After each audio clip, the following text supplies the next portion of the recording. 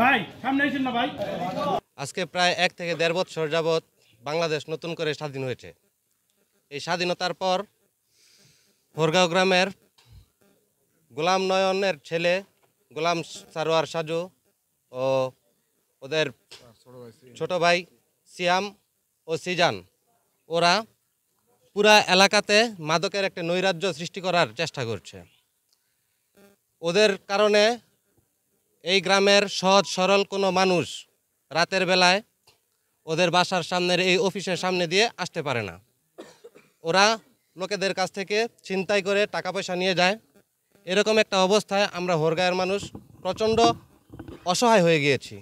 যেন আমাদের এই হোরগাঁয়ের উপরে আইনশৃঙ্খলা বাহিনী এবং বর্তমান সরকার ভালোভাবে নজর রাখে এবং আমাদের এই হোরগাঁও থেকে সকল প্রকার মাদক ছিনতাই এবং অপর রাজনীতি যেন দূর করার ব্যবস্থা করে।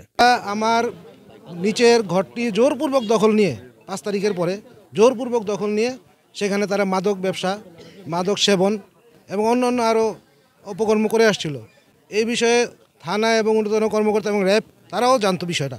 র্যাব কয়েকবার এখানে অভিযান চালিয়ে তাদের বিরুদ্ধে অনেক প্রমাণাদি জব্দ করেছে। র্যাব এই বিষয়টি সম্পর্কে অবগত আছে, যারা আমার বাসায় এ ধরনের অপকর্ম করে। এলাকাবাসীর সহযোগিতায় গতকালকে একটা ঘটনা ঘটে, যারা প্রতিবাদ করতে গেছিলো তাদেরকে তারা মানে অকথ্য ভাষায় মানে গালাগালি এবং মারামারি করছে। তারা অপরাধ করবে আবার সাধারণ জনগণকে মারধরও করবে, এভাবে তো চলতে পারে না।